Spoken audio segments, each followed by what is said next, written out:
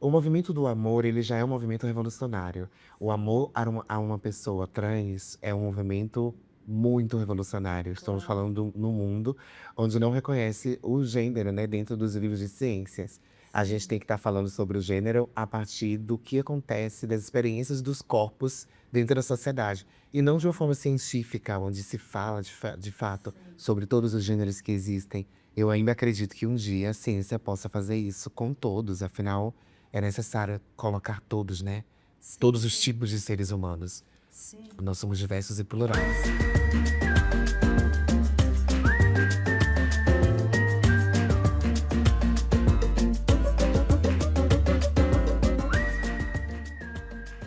Olá, o meu nome é Ana Pinto Ribeiro e eu hoje estou muito emocionada porque chegamos ao último episódio desta temporada de Chapéus à Montes com a Universal Music Brasil. Têm sido conversas transformadoras, inspiradoras. Os convidados e as convidadas têm sido incansáveis na abertura do seu coração e hoje acabamos em grande com a minha querida convidada, que é uma artista de mão cheia. Maju, bem-vinda aqui a este lugar, a esta cadeira, a esta troca. Muito obrigada, gente. Bom dia, boa tarde, boa noite. Tadinho na casa de vocês, coração de vocês também.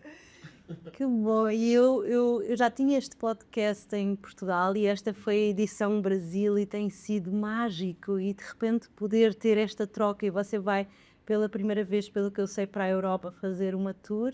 Portanto, damos aqui um kick-off espetacular às duas. Eu acho que se calhar quando o nosso episódio for, já vai ter acontecido a tour. Nós estamos Não? agora a 24 horas da primeira viagem. O primeiro show é no sábado, no dia 24. Estamos bem próximos. E daí, como é que é? Quer começar? Você, daquilo que eu sei, você é destemida. A palavra que me disseram, ela é destemida. Não tem medo de nada. Então, será que esta viagem que se aproxima criou algum nervoso miúdo? Nós dizemos nervoso miudinho em Portugal, não sei se vocês usam esta palavra, aquele nervoso de, ai, é uma coisa nova. Como é que você se está a sentir com isto? Eu estou nervosa, eu acho que todo mundo estaria nervosa, de fato, para realizar um sonho. Mas além dessa sensação, o que eu mais tenho é fome. Eu acho que eu acordei, quando eu nasci, eu acordei com fome. Como minha mãe diz, eu bebia 2 mamadeiras por dia, por hora, né? Que eu iria me alimentar. Então eu ia me alimentar 2,5 kg. Então estamos falando de uma criança imensa que nasceu com 5,6 kg. Eu nasci com fome. Nossa, a sua mãe, aquele parto deve ter sido guerreira. Esta mãe é uma guerreira. Nossa, uma grande guerreira. Mas eu tenho, é isso, eu quero ir lá pra fora pra construir, ou na verdade, continuar, estender, expandir essa energia do meu corpo que está presente aqui no Brasil, que começou em Salvador, que agora atravessa o Sudeste e o Brasil inteiro. Mas eu quero expandir, eu sinto a necessidade de conhecer outras pessoas, de outras pessoas me conhecerem também, da gente trocar essa energia. Então temos aí 16 oportunidades para isso. Que espetáculo! Então, e essa criança, porque eu gostei desta coisa, eu acordei com fome, eu acho que é essa sede de vida, não é? A sede de aproveitar a vida ao máximo. Sim. Como é que você sente? Eu sempre achei que eu já tinha vindo antes, que essa não era a primeira vez. Então, antes mesmo de eu entrar na religião de Candomblé, que é o que eu faço parte hoje, eu sempre acreditei muito nesse mundo, no mundo espiritual. Minha mãe é evangélica, então sempre tivemos essa conversa. Mas essa conversa de ir e voltar era uma coisa sensitiva, minha mesma. Você reconhecia o Eu planeta? reconheci as coisas, eu sempre fui à frente do meu tempo. Então, aos 14 anos eu já estava trabalhando, e aí aos 18 eu já tinha minha vida particular e coisas particulares. Eu sempre fui muito à frente, né? Do meu tempo, da minha cabeça, eu já vim com certeza. Acho que minha mãe é minha melhor amiga. Talvez a gente já veio juntas, porque a gente tem uma relação de amizade mesmo, desde criança. Sim. Aquele Muito reconhecimento louca. da alma, não é? O reconhecimento da alma. Ela é a única pessoa que sabe absolutamente tudo sobre mim. Todos os segredos, coisas ruins e boas, o que eu fiz, se eu gostei, se eu não gostei, tudo. Nunca tive absolutamente nenhum medo criado. A minha mãe me criou nessa coisa da liberdade, né? Da Sim. coragem, de ser você. Olha, me fala a verdade. Porque quando você fala a verdade, você não tem braço grudado com ninguém. Você não tem nada amarrado com ninguém. Então, O que é que conta a uma verdade. pessoa faz com a verdade, não é? Se você está a ser completamente honesta e diz: "Olha, esta é a verdade", o que é que o outro vai fazer, não é? Eu acho que é isso que me conecta, de fato, a essa sensação de sentir que já estive Aqui 29 anos e eu já tenho uma cabeça de 50 anos. é uma alma velha. De uma Costumo alma dizer que é uma velha. alma velha, é uma alma com sabedoria, que já cá teve. Que engraçado. E esta mãe, eu acho incrível. Tem sido. Eu acredito muito que a relação com a mãe é uma chave.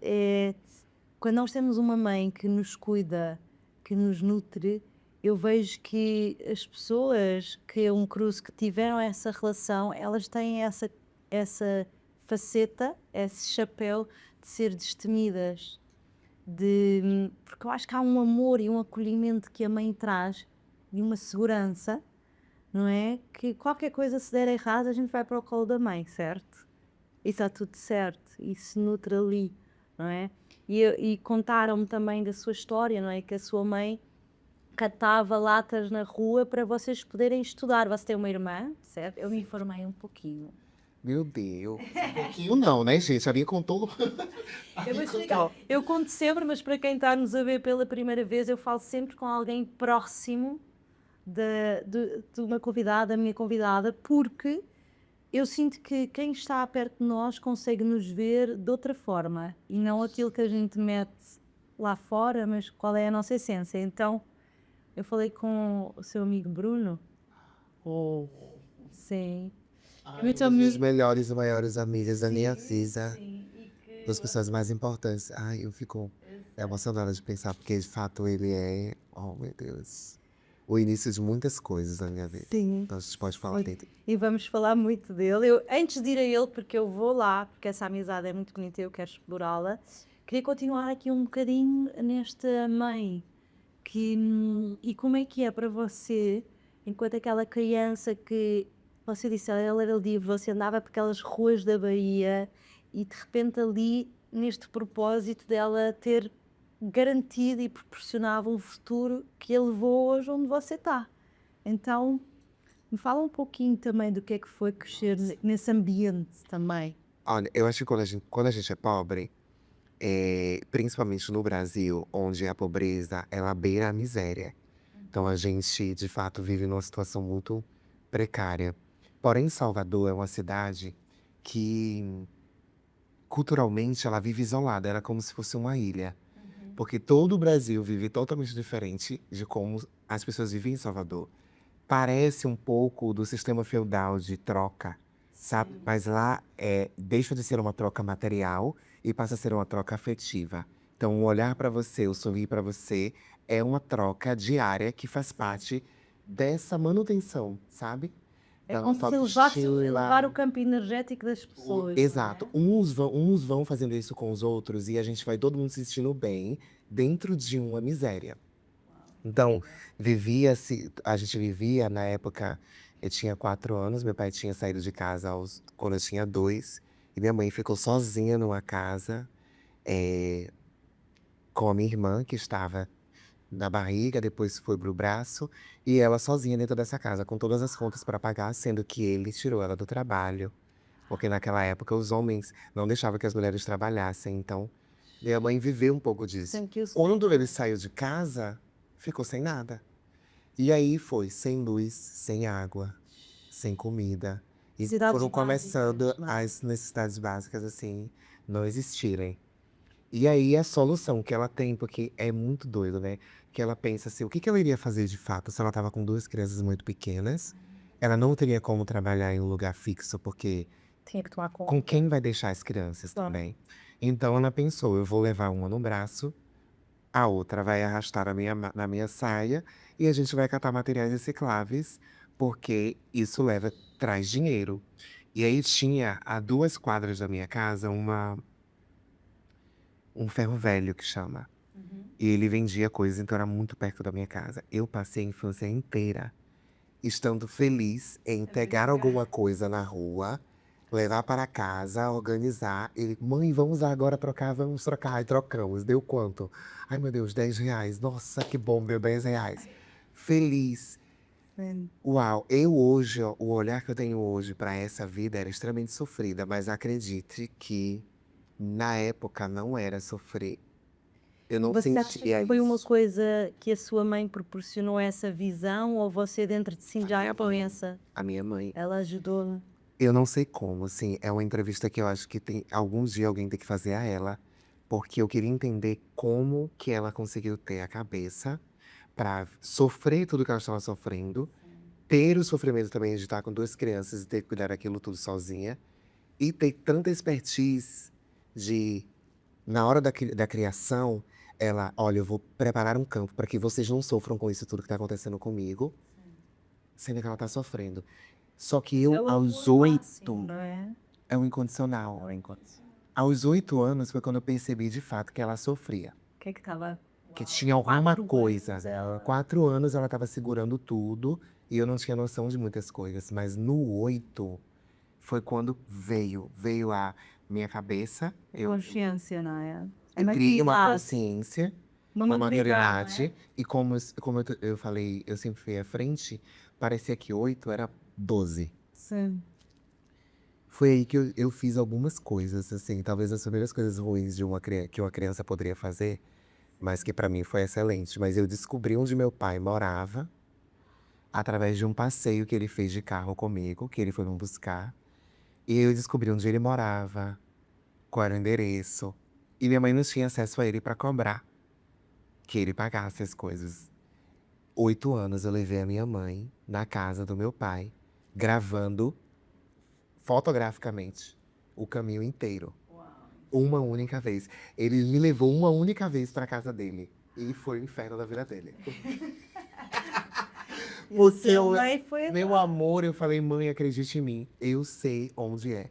E ela acreditou numa criança de 8 anos. Você entende como essa mulher, ela tem uma coisa louca? Que ela vai criar uma amizade com uma criança. E ela tem 8 anos, ela vai acreditar na criança. E ela foi comigo. Mas porque as crianças, elas são canais profundos eles estão sem estar com barulho interno, não é? Elas estão na sua essência máxima e pura e o que eu vejo é que a sua criança, ela percebeu que era importante e é quase como se fosse Deus, não é? Nós somos o que acreditamos, não é? Deus a sussurrar no ouvido, decora, tipo, já chega, estes 4 anos já chega, está na hora de dar uma virada e te guiou para essa memória, para essa que ia dar uma virada de chave. É como se fosse uma justiça divina, não é? Sim. E tem Qual- uma justificativa para isso lá na frente, lá depois. Mas esse talvez foi o primeiro ato, assim, de criança com a relação de mãe de cuidado. Aí, aos 8, eu percebo que, na verdade, o que que ela estava fazendo? Ela estava maquiando todas as coisas para que tudo fosse bom. Por exemplo, foi aí que eu descobri que quando a gente ia pra praia, que ela dizia: vamos à praia hoje. A praia de hoje é em Ondina, é um pouco longe. A gente vai pegar um ônibus, vai demorar um pouquinho, mas a gente vai se divertir muito porque lá é lindo. A gente achava que estava indo pra praia se divertir, quando na verdade ela estava com uma cartela de brinco empenduradas num arame assim, tipo numa redezinha de arame, e vendendo da praia os brincos. Horas era brincos, hora era picolé, hora era tanga, que era canga, né, que a gente chama aqui, ou biquíni. Cada vez era uma coisa que ela pegava os dinheiros de uma coisa, comprava um outro produto, tentando ao máximo chegar em algum lugar de lucro maior para tirar a gente daquele lugar ou trazer um pouco mais de conforto, sabe? Incrível. Isso aos 8 anos eu percebi. Foi aí que eu acho que começa um pouco da minha pressa de querer trabalhar. Ajudar. Preciso ajudar, preciso trabalhar, preciso ajudar. Então, aos 14 eu já começo a trabalhar. E sendo Porque eu tô muito feliz. emocionada, né? Sentir. Eu acho que há aí esta coisa quando tomamos consciência que o amor é tão grande que até a mãe, para não quebrar a inocência da criança, cria uma história, cria uma dinâmica para que não percam esse lugar, não é, da criança, porque é duro crescer quando tornarmos-nos adultos em pequenos, não é? Com certeza. Então, bonito. Ela não deixou, né, eu perder as minhas etapas de infância. Eu tive tudo, de fato. O tempo de brincar, o tempo de brincar na rua, de se sujar, de fazer esportes. Eu fui à praia a minha infância inteira. Eu vivi muito feliz indo em vários lugares. As festas, né? As festas populares. Minha mãe estava catando materiais recicláveis. E eu estava ajudando ela também, que era engraçado, que ficava eu e minha irmã correndo um pro lado pro outro. Pega a latinha, pega a garrafa. E era uma brincadeira pra gente. Quando, na verdade, atrás estava lá toda uma história de resistência, de luta, né, pra conseguir dar conta da gente, assim. Aqui o meu respeito pela sua mãe. Adorava um dia entrevistar a sua mãe, não? Dona Luzia. Dona Elisiária. Aqui o meu honrar muito esta mulher mesmo. Obrigada por esta partilha. E se me permitir, como é que fica a relação com o seu pai no meio disto tudo? Porque eu acho que há uma dor também, não é? De perder um pai, não é? Muito novo e de ver principalmente um pai que, de certa forma, não conseguiu fazer melhor com a nossa mãe. E então, Sim, eu vi que, como eu conheci ele, tipo assim, eu conheci ele, né? Quando eu saía, que eu ia pra casa dele, eu via como ele se comportava. Então, eu conheci ele. Eu, obviamente, entendi que, na verdade, a minha mãe era só mais uma dentro de várias. A mulher dele, que era a esposa, que no caso ela estava morando, ela era também mais uma, porque ele já estava com outra na rua. E de vez em quando a gente saía de carro, ele estava com alguma outra mulher que ele encontrava na rua também. Então era sempre uma grande loucura. Eu olhava aquilo e falava, meu Deus, o que é isso aqui? Que loucura. Mas isso não era. Ele não me dava um exemplo. Acho que ele também não se importava em de dar um exemplo. Acho que ele não estava se importando com isso. Então, desde sempre, desde a infância, na minha cabeça, o meu exemplo era minha mãe mesmo. Eu nunca tive uma dicotomia de pensar se seria um ou outro. Desde sempre, eu via minha mãe como o meu foco, assim, meu principal, meu espelho é ela. e você sente que esta ausência de um pai fez diferença na sua vida? O que é que lhe impactou? Há muita gente que cresce sem um pai, sem uma mãe, sem alguém para cuidar deles, Eu então odiei, acho que até hoje, assim, uma das coisas que eu mais odiei é parecer ser uma pessoa que vai dar um murro, que vai bater para se proteger. Porque quando a mulher está sozinha, e aí na minha casa eram três, então era minha mãe, a minha irmã e eu. Então, nós três sozinhas, não tinha ninguém, não tinha alguém para defender. Se acontecesse qualquer coisa, era nós três, pela gente. Então, essa aparência ou característica na personalidade de ser brava, por isso, meus amigos, vida, ela tem coragem, que realmente tem uma casca, né? Que ela, você teve que se tornar essa pessoa se para torna. proteger a sua família. Com certeza, para me proteger. Eu passei por muito bullying durante a adolescência, mas eu me recordo plenamente de eu não sofrer muito tempo com eles, porque eu sentia que não ia mudar nada na minha vida eles falarem tanto de coisas que eles estavam falando, e quando na verdade todos eles estavam incomodados com tudo que estava ao redor. Então eu passava em silêncio quando alguém estava fazendo bullying, direto pensando no meu caminho, nas coisas que eu tinha que fazer. Eu preciso sair daqui, vou pegar o meu ônibus e vamos indo.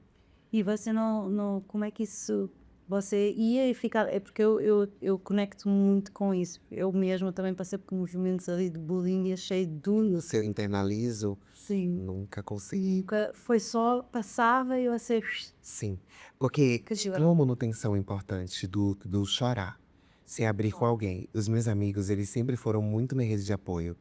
Então, eu preciso falar com alguém que tá acontecendo alguma coisa, o que aconteceu, o que eu fiquei triste com algo. Eu sempre tinha alguém para falar. Então, meu amigo, a minha mãe. E aí lá eu chorava, eu Levantava, libertava ou ficava com aquilo preso. nunca Sabe fui. que isto é fundamental. Minha mãe guarda. Minha mãe guarda. Eu eu nasci assim, não guardo as coisas. Eu prefiro entender que foi o momento.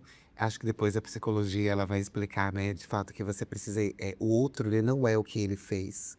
Ele é muitas coisas antes de fazer mesmo. Sim, a história, não é? Tem toda uma história. Estrelas. Na verdade, eu acredito que nós não o nosso ser autêntico não é a nossa história, mas nós transformamos-nos ao longo da vida, criamos a nossa carapaça, a nossa personagem interna, o nosso ego, não é? De acordo com tudo aquilo que nós vivemos.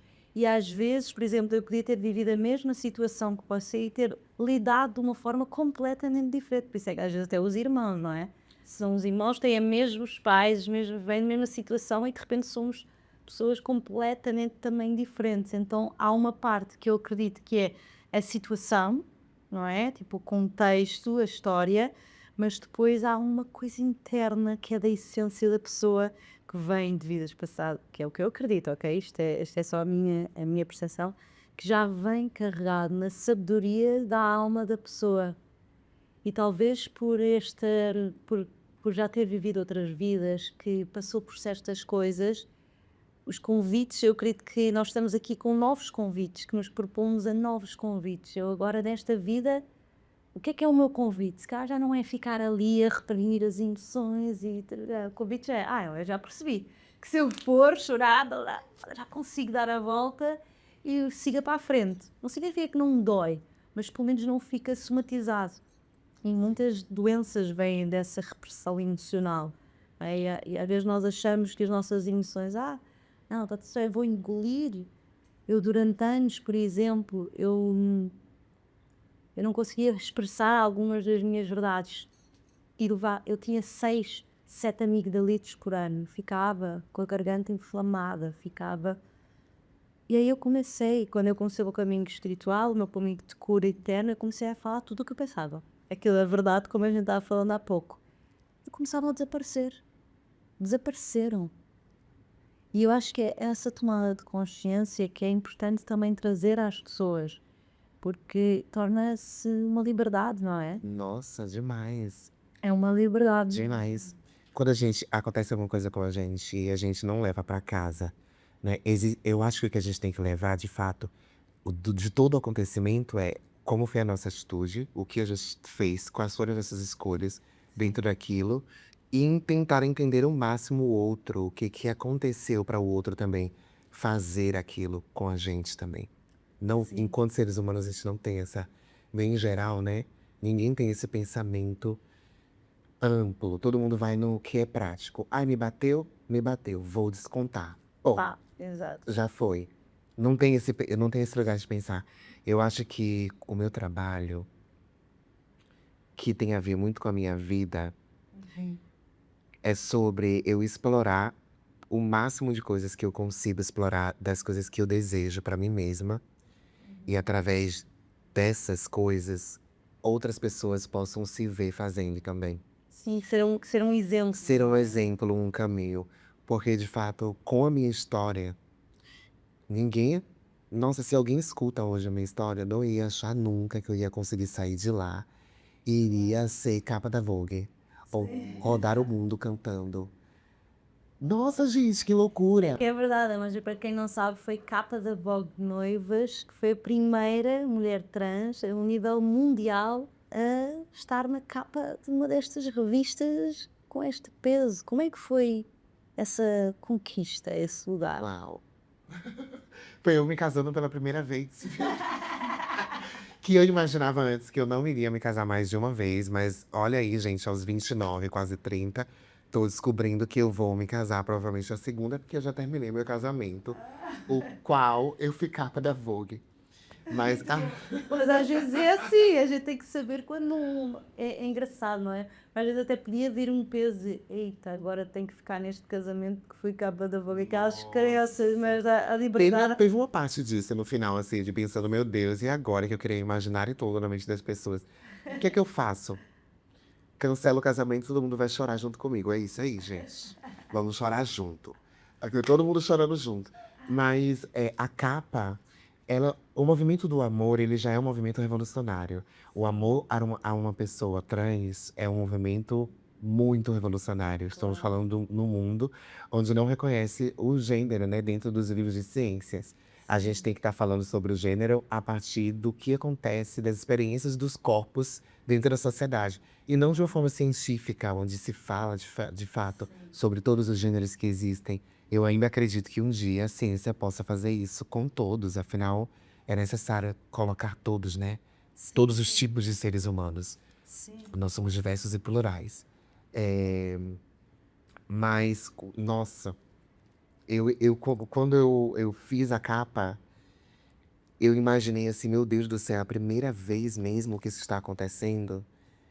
Primeira vez. Que Um marco. loucura, o marco. Por quanto tempo durou para conseguir chegar nisso? Por quê? E você se sentiu Uma uma responsabilidade responsabilidade, um canal, não é? muito grande. E acredite, foi uma coisa que aconteceu sozinha.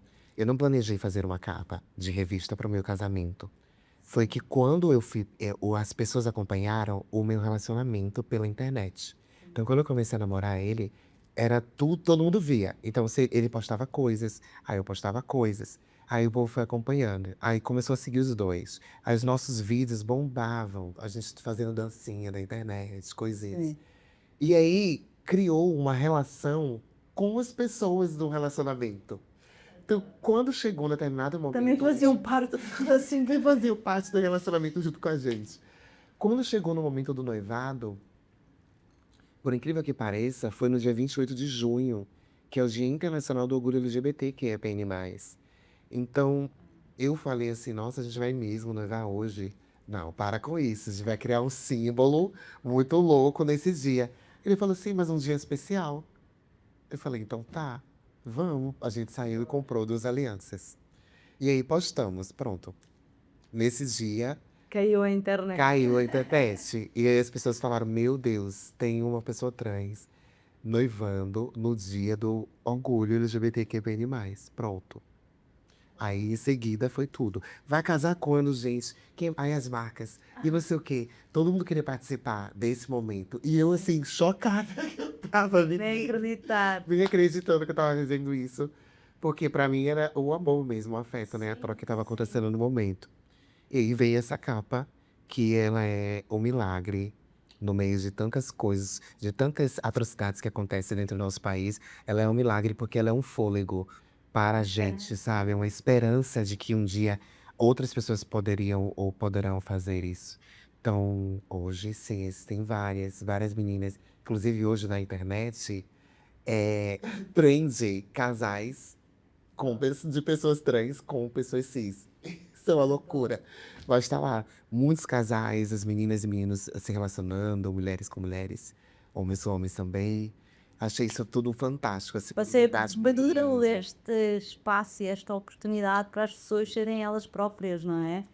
E eu até antes de entrarmos aqui falámos um bocadinho, eu gostava de explorar um bocadinho, que há tanta gente que não tem conhecimento sobre o que é um processo destes, o que é que se passa dentro, internamente, é alguém que se sente de outra forma. Então, será que você podia contar um bocadinho do que é que foi isto para você? Eu amo falar sobre isso, porque eu acho de verdade que se fosse explicativo lá no livro de ciências, a gente não teria que se questionar aos 4 anos, por exemplo, quem eu sou no espelho. Porque eu me questionei aos 4 anos. E aí a pergunta é: quem vai responder esta pergunta? Se tudo ao meu redor está, o homem e a mulher fazem um filho e têm uma criança. E essa é a reprodução, porque todos os bichos fazem isso. É o macaquinho com a macaquinha que tem outro macaquinho. Tudo bem, gente, não tô dizendo que isso tá errado. Eu acho que essa é a forma assim de reprodução. Existem outras? Não, eu não posso engravidar. Não é sobre isso, mas é sobre como que uma pessoa nasce num corpo dito masculino e ela se pergunta aos 4 anos se de fato ela é uma pessoa masculina, porque ela não encontra dentro dela os signos, os símbolos, Verdade. a forma de conexão com esse masculino. Gente, eu tomei banho com o meu pai, eu tinha 5 anos. Eu saí gritando, desesperada, do banheiro. Minha mãe, minha mãe, minha mãe, socorro, porque eu tinha visto o pinto dele. E eu achava aquilo um absurdo. Meu Deus! Como pode? Eu, em momento nenhum, eu me perguntei, parece com o que eu tenho? Ou Ai. isso vai ser eu grande? Não. Eu saí correndo pra minha mãe e comecei a gritar, minha mãe, porque o pinto do meu pai é grande. Desesperada. Esse, meu Deus, que horror. Eu vou ficar assim que nem ele. E ela ficou surtada, porque foi a primeira vez que ela tem experiência com uma pessoa trans, primeiro na vida dela, porque ela nunca tinha tido antes, Sim. nem amigas, nem pessoas muito próximas, Então estava desinformada, não é? totalmente desinformada. E aí ela vai viver com essa criança para entender. E eu, de lá das 4 pra cá, primeiro eram os trejeitos e os signos físicos. Cabelo, unha grande, roupa ainda não era uma questão para mim, porque minha mãe me vestia e eu achava assim, tá, ela tá me vestindo. E eu não tinha criança, você não vai ficar, eu quero botar isso aqui.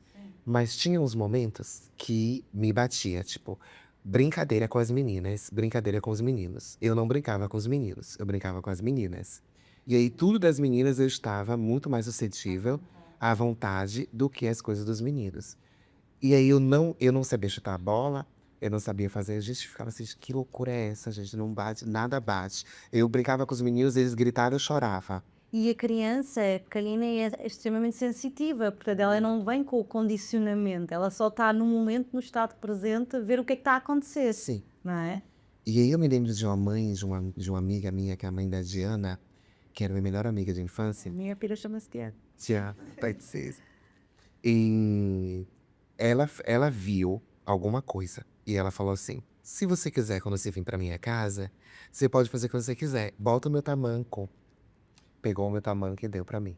"Bota, brinca do jeito que você quiser". Eu pegava a toalha, botava na cabeça, aí botava o tamanco dela, brincava de Barbie o dia inteiro dentro da casa dela, com as Barbie da filha dela.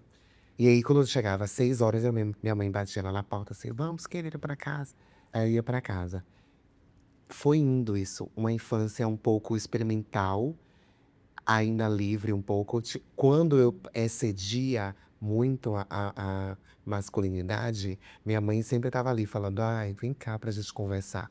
Porque do lado de fora, na ausência dela, iria acontecer diversas violências. Sim. E ela estava muito preocupada com isso, e ela não podia me proteger. Então ela nunca chegou pra mim pra falar assim: "Olha, ser assim tá errado". Ela falava: "Olha só, os meninos não se comportam assim, eles se comportam assim, assim, desse jeito. Os meninos vão pegar no seu pé porque você é diferente, mas você é muito especial". E eu ficava com uma coisa, Eu adoro as da mãe. acompanhava, ela foi me acompanhando. Mas o momento onde eu percebo que não era parecido com ninguém, eu não acredito que eu sou uma mulher, eu não acredito que eu sou um homem, eu de fato sou uma travesti. E quando se fala de travesti, fala de uma identidade de gênero feminina, mas que é híbrida. Eu não estou falando de uma coisa, eu sou uma mulher de peitos e pau.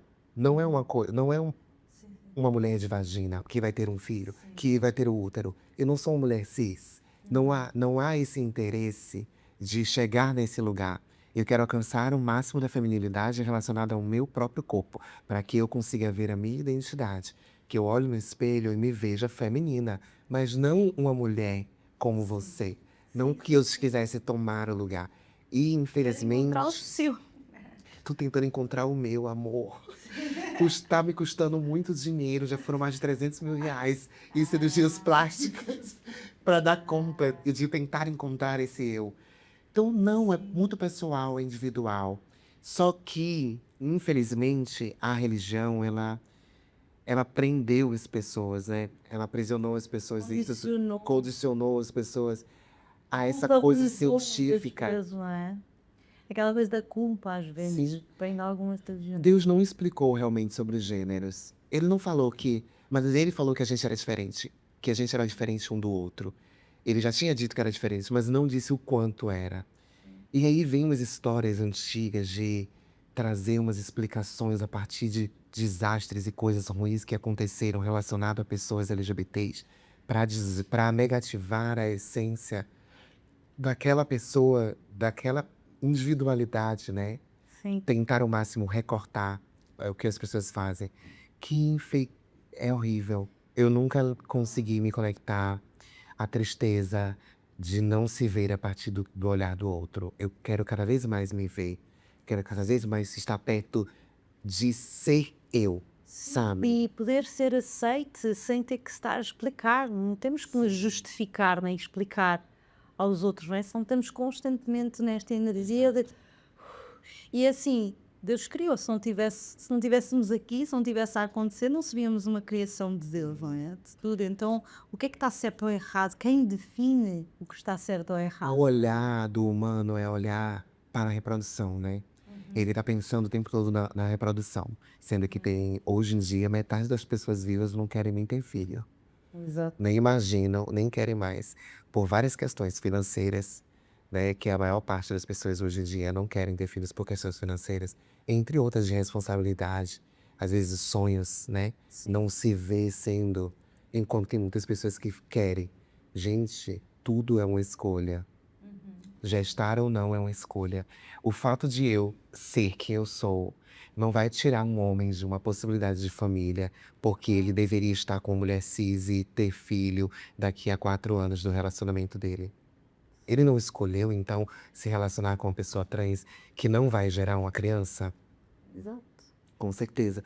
Mas é tudo tão caótico, tudo tão sobre entrar na vida do outro, sobre não se observar. Você está perdendo tempo de se observar para observar o outro numa profundidade desnecessária de julgamento. Exato. Exato. E O que muitas tá vezes, talvez, as próprias pessoas, eu acho que isso é um grande convite a nós olharmos para dentro.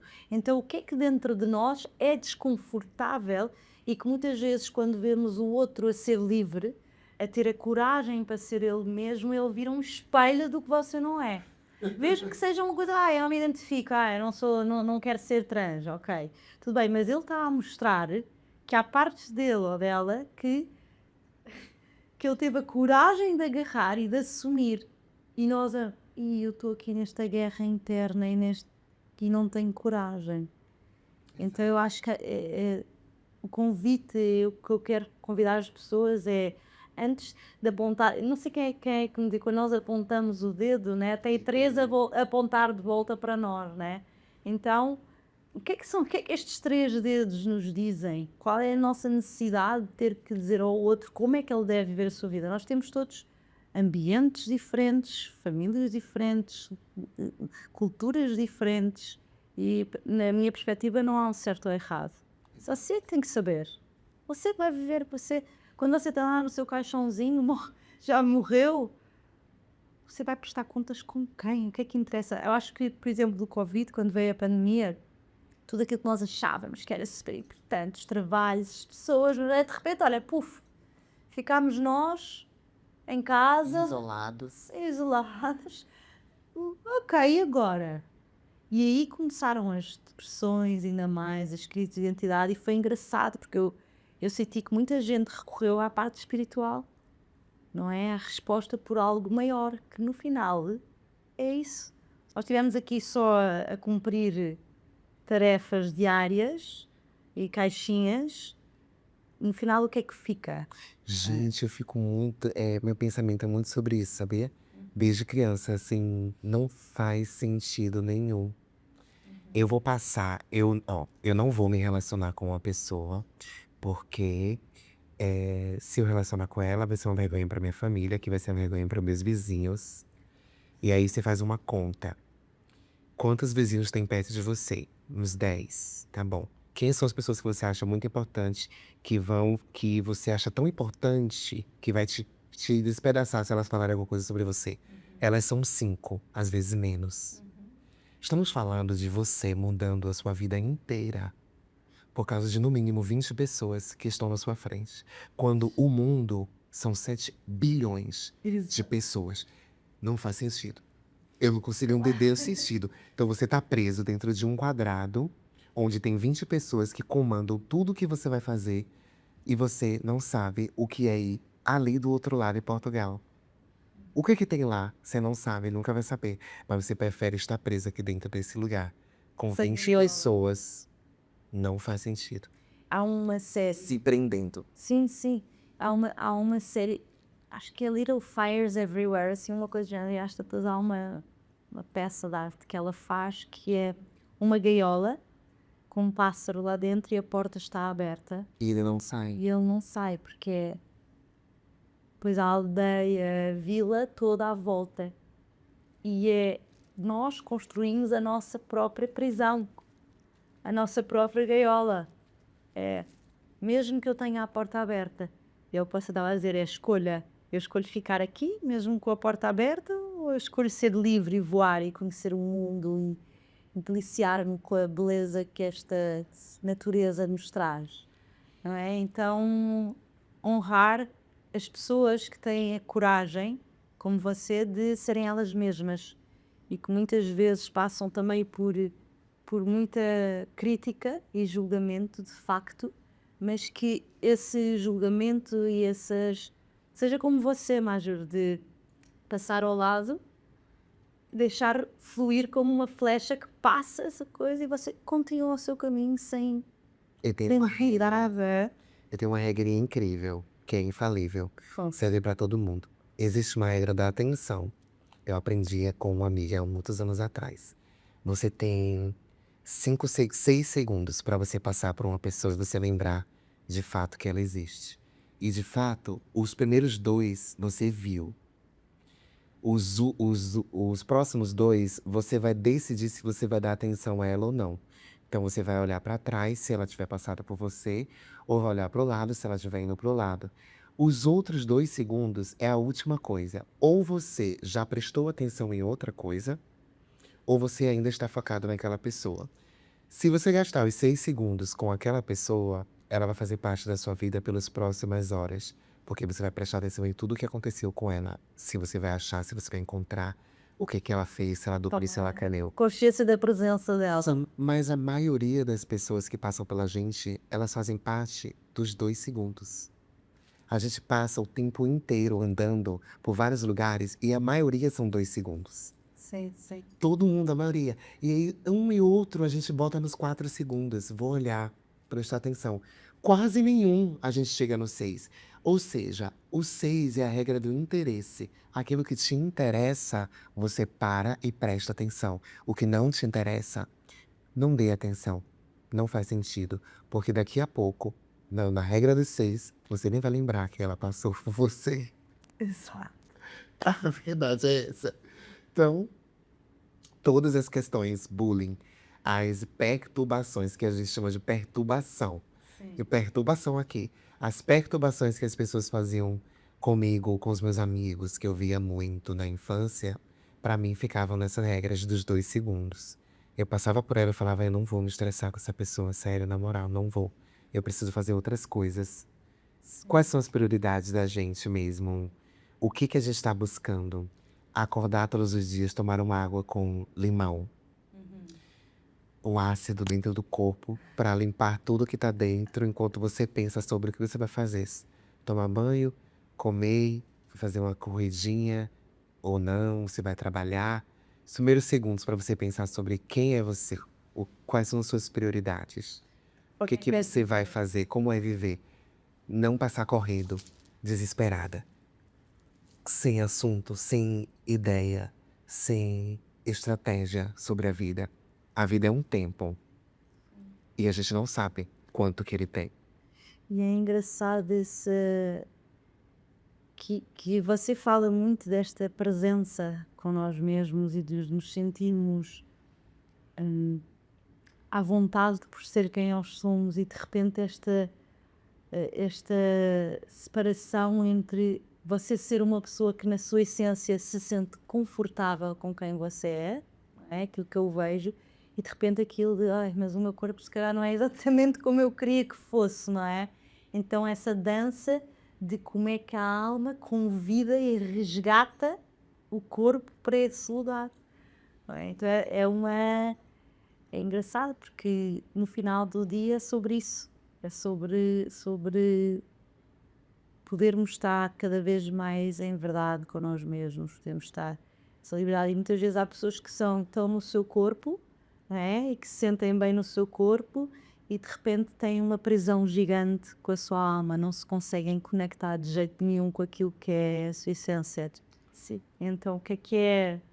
Lá está, cada um com a sua dinâmica, cada um com o seu convite para a evolução, mas está lá o convite. E se nós conseguimos tomar consciência e ver, então bora fazer alguma coisa em relação a isso. Vamos dar um passo em frente para esse caminho. E então, o que é que você diria a uma pessoa que possa estar a passar por um dilema na sua vida desta confusão interna? Não tem a ver só com género nem nada. Uma pessoa que esteja realmente a passar por um momento de dificuldade, de dúvida, e que ferramenta ou o que é que você aconselharia a alguém? Tem uma música da Jessie J que ela fala Just be true to who you are. E desde a primeira vez que eu escutei, há muitos anos atrás, fez muita parte da minha vida. O meu amigo, meu melhor amigo, ele fez essa frase aqui no braço dele. E a minha frase que eu coloquei foi Seja a Luz, Sim. que tem uma representação também de Just be true to who you are, porque eu sei que pra mim o que eu tenho que fazer é ser luz. Não só para mim, mas para minha família, como eu já sou, mas para as pessoas que estão ao meu redor, os meus fãs, as pessoas que me admiram. Se eu nasci com essa visibilidade, com essa estrela que brilha, que ela possa brilhar para todo mundo, né? Sim. Mas o que eu digo para vocês que estão dentro de vocês é esta frase de basta ser fiel a quem você é. E aí, quando eu falo fiel, é fiel mesmo. Porque o primeiro pensamento sobre uma coisa que a gente está pensando, ele é o nosso. O segundo, a gente começa já a pensar sobre o que o outro vai achar sobre aquilo. Respeite muito mais o primeiro pensamento. O primeiro é o que você mais pensa, é o que de fato faz sentido com o que está dentro de você. Você está dizendo aquilo. Como olhar para um pedaço de bolo, dizer, nossa, que incrível, eu gosto. E em vez de você escutar uma amiga falando, não coma, é muito doce, vai te dar diabetes, ou você vai ficar gorda com comentários horrorosos como esse, você de fato olhar para o bolo e pensar, por que que eu tô olhando para ele? Eu tô com fome? Eu quero aquele bolo. Então eu vou até ele ou não, é uma decisão sua. O primeiro pensamento, porque quando você é fiel a quem você é, tudo vem junto. A beleza, ela é o autoconhecimento. Quando você se encontra ao máximo com você, você se sente bela do lado de fora, então as pessoas começam a ver beleza em você também, porque a autoconfiança também vem desse lugar. Você precisa confiar na sua caminhada, nas suas escolhas. Afinal, independente do que a gente escuta, da direita ou da esquerda, o que mais vai valer a pena é o que a gente assinou, o que a gente escolheu. Ah, mas eu tô demorando para escolher. É também uma resposta. Enquanto você está demorando para escolher, outras coisas estão acontecendo por causa da sua não escolha. Então, just be true to who you are. Esse é o segredo da vida. Ser fiel a quem você é, a sua essência. Espetáculo, bem, é mesmo sério. Olha, eu subscrevo por baixo. E queria também falar sobre o seu amigo Bruno, que é isto também, a beleza de uma amizade e de termos alguém ao nosso lado que nos dá a mão, que nos faz também acreditar ainda mais, mesmo que acreditemos, ainda acreditar mais em nós mesmos. E ele contou que vocês se recriaram, por exemplo, na pandemia, que viviam juntas. Então, Até morarmos juntas. Não sei como é que ela me suportou, porque falou loucura. Ai, eu sou muito louca. E ela é muito louca, mas ela é também uma loucura diferente da minha, né? Mas foi muito doido a gente viver juntas. Ele é. Ai, meu Deus. como é que esta amizade, o que é que esta amizade realmente lhe trouxe? Nossa. O Bruno aparece num dia que eu tinha acabado de chegar em São Paulo e eu tava com muito frio. E eu não sabia que São Paulo era tão frio. Eu morava em Salvador, né? Primeira vez que eu tinha saído, que eu tinha viajado de avião. E ele era amigo da Marília Du, cantora, que, por sua vez, na época, eu conheci porque a gente se conheceu em Salvador, no carnaval, e viramos amigas. E aí eu estava em São Paulo para fazer uma apresentação já dentro da Vogue, que foi eu estouro em Salvador e aí eu venho para São Paulo para fazer uma apresentação no baile da Vogue, cantando. E aí eu encontro o Bruno lá na casa da Maria. E eu tava com frio e ele tinha um par de meia. Ele me deu o par de meia e falou: "Vamos no shopping. Agora vamos comprar umas coisas para você. Vamos ver o que que a gente compra, porque aqui é tudo frio." E eu fui com ele no shopping. Uma bicha louca. Uma bicha louca. E lá vai eu com ela, e ela escolhe porque não sei o quê, porque eu acho que isso aqui pode combinar. Como é você? E nisso a gente conversando, conversando, conversando, e ele me conhecendo. E aí a gente se ligou de uma forma muito louca naquele dia. Eu passei o dia inteiro conversando com aquela bicha. E conversava, a gente Vocês focava. juntos viravam E falava, a gente, horas a gente conversando. Foi se acomodando, foi criando conforto. E aí eu descobri que ele era stylist. Ele estava fazendo a Maria, fazendo o stylist da Maria. E aí no dia seguinte era o dia que a Vogue iria, né? Eu iria pra Vogue para poder cantar. Então eu ia passar pelo tapete vermelho pela primeira vez. Isso foi em 2019.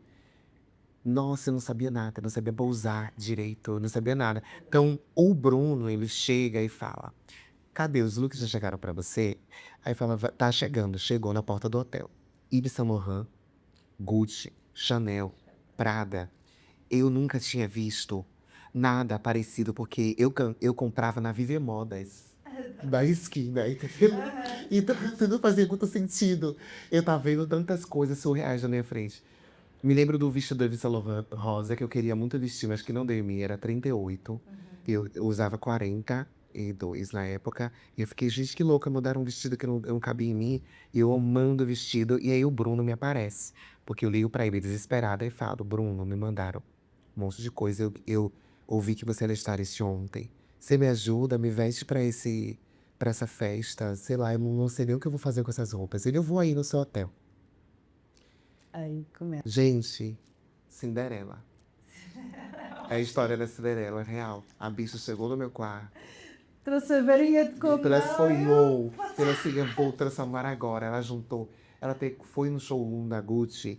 De todas as marcas, ela entendeu que a Gucci era a que conversava mais com a minha personalidade. Na época, eu dizia que era não binário. Então, a Gucci, ela é uma marca que ela se posiciona dessa forma. Você pode comprar todas as peças de roupas, elas servem para homens e mulheres, ou eles e eles. E aí ele falou: "Vamos vestir Gucci. Eu vou ligar aqui para o responsável, diretor criativo aqui no Brasil, e vou falar para ele que você vai pro baile, você vai cantar. Acho que eles vão liberar mais roupas." Tá bom. A Gucci mandou um monte de roupas para casa, para o hotel. Então escolhemos um look.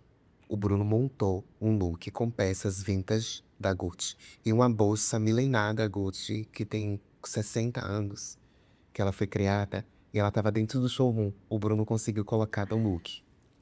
Pois quando eu estou lá no evento, que pouso com o óculos assim, daqueles antigos que era parecia um binoclinho, Sim. assim segurando, que eu pouso, esta foto chega até o Michele, que era o diretor criativo mundial da Gucci. E ele amou a foto e disse: "Tem tudo a ver com a marca. Quem é essa pessoa?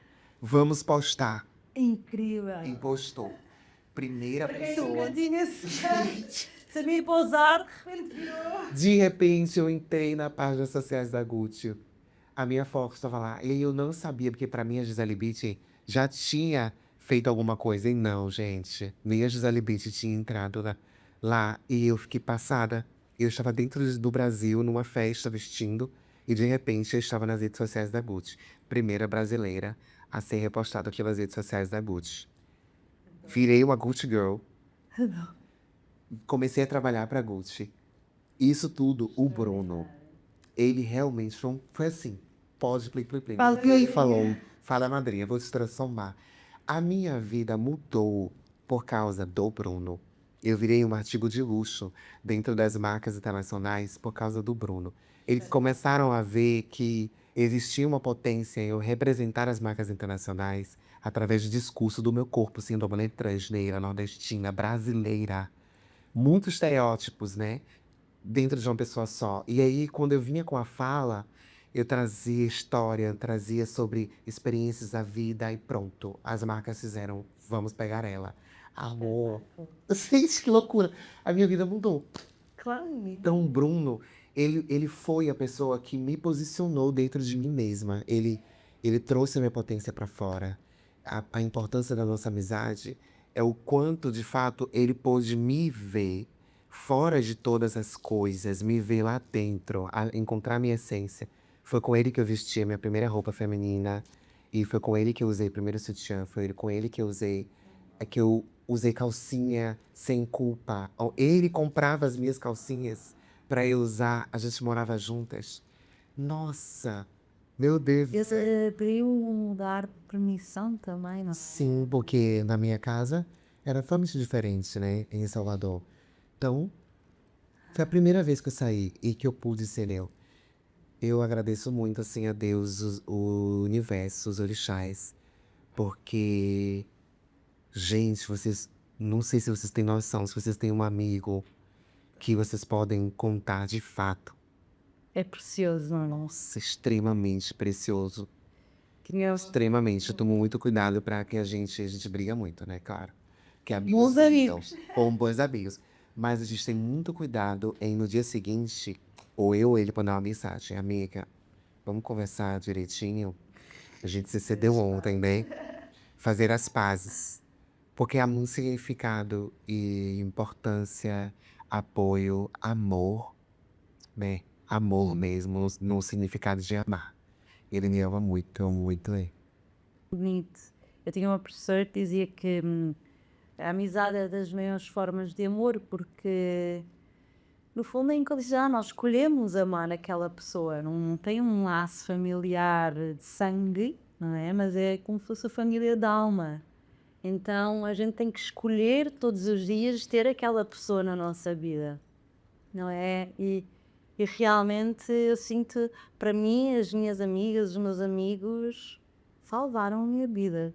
São mesmo a família que eu escolhi, são mesmo aquelas pessoas que me abraçam, me acolhem, me potenciam, então eu acho que quando temos um bom amigo é mesmo importante valorizar e ter próximo, dar tempo também, porque às vezes nós começamos na correria do dia a dia e claro que os amigos verdadeiros vão sempre estar lá para nós, mas eu tenho uma amiga minha que passou das minhas melhores amigas da vida inteira, que está a passar por um momento muito difícil e, e eu não a via há 4 meses. E apesar de falar com ela quase todas as semanas, e baixou mesmo aquela coisa de eu preciso de arrumar tempo para estar com quem é realmente importante para mim, porque de um dia para o outro eles podem não estar aqui ou podem não dizer. Para mim foi um grande despertar nesse sentido. E então é isso. E quem não tem amigos, eu tenho imensa compaixão e imensa. E nem imagino o que é que se há aquelas pessoas que não conseguem ter amigos ou que sentem que não conseguem criar esse tipo de relação. Então eu a essas pessoas gostava de dizer para encontrarem alguém, nem que seja um terapeuta, um apoio de alguém para começarem a trabalhar essa relação com a amizade, essa relação também de amizade com nós mesmos, porque começa numa amizade interna e nós descobrimos este amor próprio para depois também poder valorizar e dar ao outro e não pedir desculpa por quem somos, porque muitas vezes às vezes nós queremos tanto agradar o outro que estamos constantemente a pedir desculpa por quem somos e às tantas o outro sente a nossa insegurança e também não consegue valorizar e ver o que está ali, porque sente um medo, não é? A pessoa tem medo de ser ela mesma. E como nós próprios temos às vezes medos de ser nós próprios, quando vimos aquilo muito vibrante ali à nossa frente, nós fugimos, em vez de acolher, porque é o tal espelho. Então, e convidar quem sente que há alguém que precisa de um apoio, que precisa de um braço, uma mão, estar lá. Dar, perguntar, tirar, se calhar, os 6 segundos para como é que está a sua vida? Porque há sinais e nós temos que estar atentos a esses sinais, não é? Então, pronto, quem já aqui havia conseguido isto, mas a amizade é um tema que me toca muito e por causa disto que está a acontecer com uma das minhas melhores amigas, a Catarina, tem sido uma grande beleza. E eu tive com ela, E a sua intuição diz pra você ir, né? Que significa muito, sabia?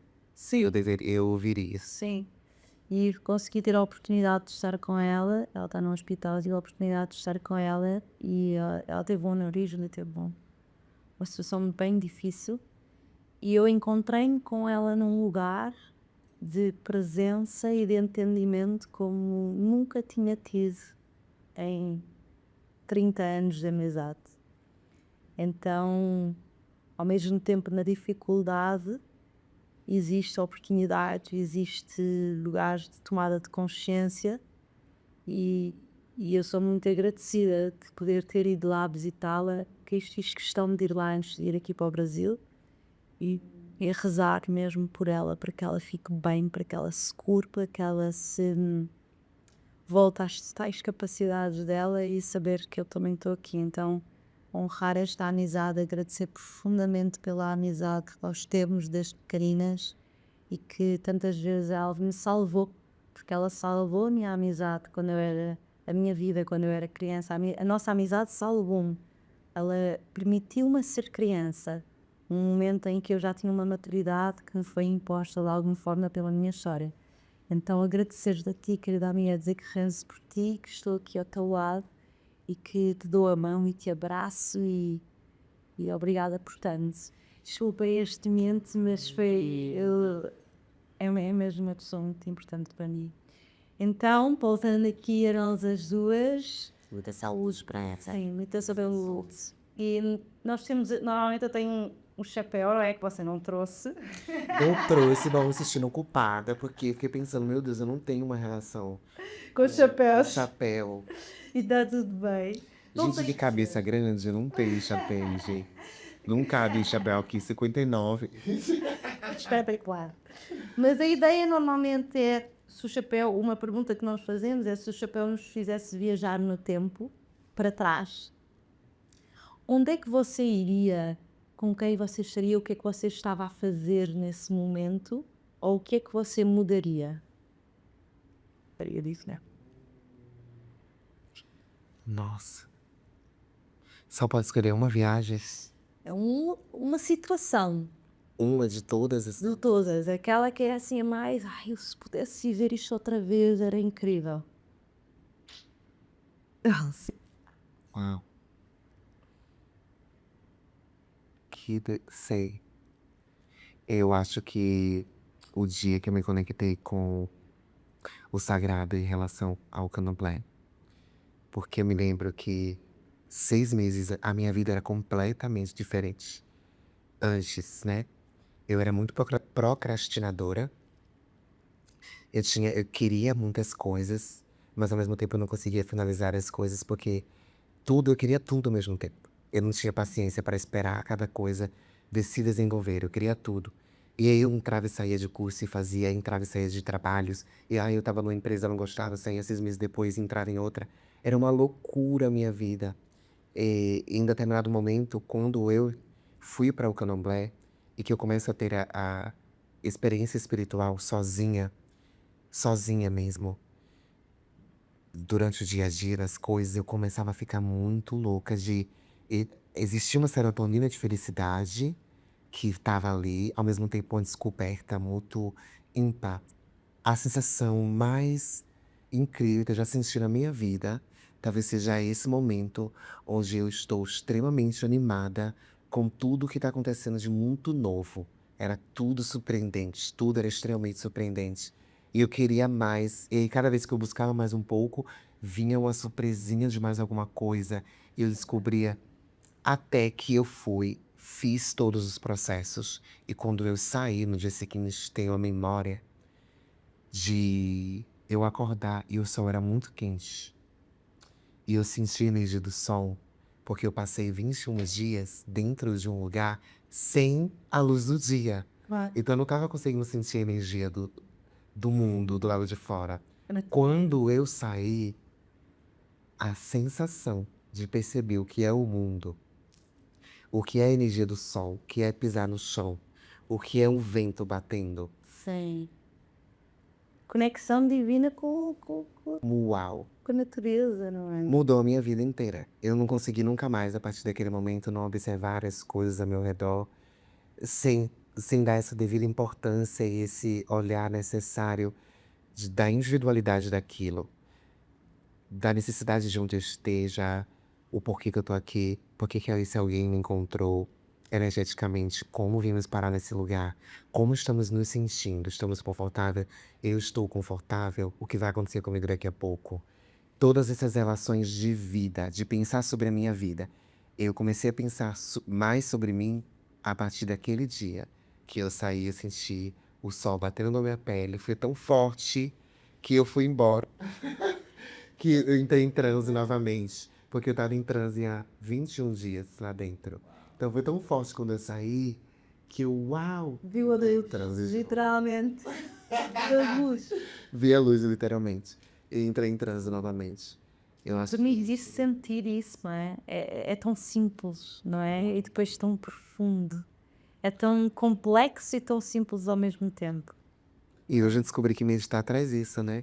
Meditar, ele traz essa coisa de você fixar a energia que tem, tu entender sua energia. Quando você abrir o olho, você vai abrir para fora, né? Então, você vai perceber tudo que está fora fora desse campo que você estava antes meditando. O mundo interno, nós viajamos no mundo interno que é infinito e depois abrimos e estamos aqui nesta dimensão. Incrível. É muito bom viver assim, né? É muito bom. E até a vida torna-se mais fácil porque nós percebemos os convites que aparecem. É como se fosse uma dança, não é? É trabalhar a nossa intuição e nós todos somos seres intuitivos, todos, não existe uma exceção. Mas há essa escolha de estar atento, de estar presente, de querer fazer alguma coisa em relação a isso. Então, obrigada por esta partilha. E a última pergunta que é, se este chapéu a fizesse viajar do tempo daqui a uns 20, 30 anos, quem é a Majur? Onde é que ela está? Com quem? Fazer o quê?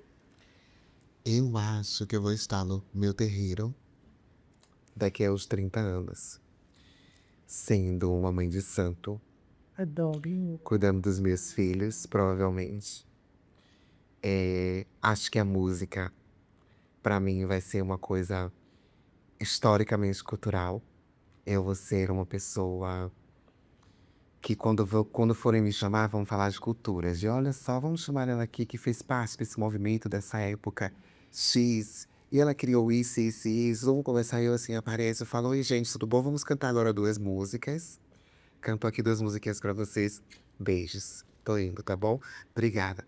E fui embora. Eu acho que o show, ele vai ser uma coisa que vai fazer parte da minha vida de tempo em tempo, mas que eu vou me dedicar à natureza e a viver o restinho da minha vida plantando.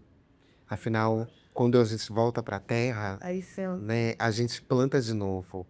A gente se replanta dentro do. nasce, né? Renasce. É muito louco, gente. A gente sai de lá, vem pela mãe, nasce, e no final a gente volta para o mesmo lugar que a gente estava. Simplesmente volta para a mesma terra que a gente esteve conectada a vida inteira. Então, É o ciclo. o ciclo, eu preciso completar esse ciclo da melhor forma. Espero que essa minha vida seja a vida que eu mais vivi, que eu mais pude experienciar ser eu, experienciar essa carne, dessa matéria presente, vivendo as aventuras, vivendo o que deseja.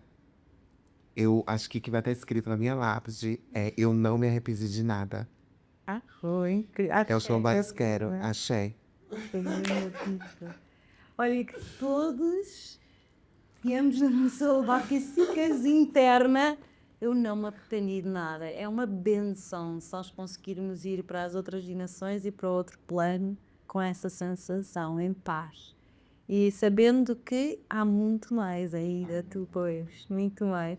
Mas obrigada Queria ter este momento mesmo. Obrigada por abrir o seu coração, a sua história, pela inspiração, por esta coragem. E coragem é uma palavra que eu honro muito, que é agir com o coração, não é? Então, por mostrar que é possível ser a nossa essência e brilhar e ser luz para todos à volta. Obrigada.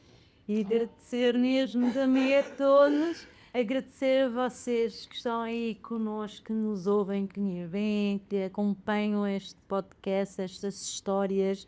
Agradecer à Universal Music Brasil pela oportunidade, por acreditar em mim, nas pessoas, no podcast, na arte e na música.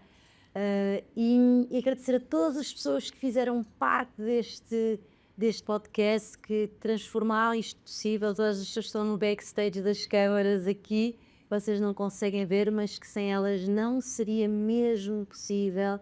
E agradecer a todos os meus convidados e convidadas que vieram, que se abriram, que partilharam, que nos inspiraram, e em desejo e vontade de que venha muito mais aí pela frente.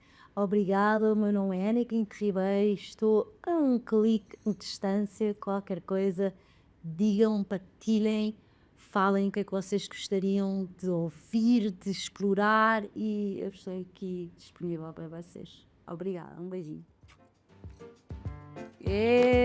Força!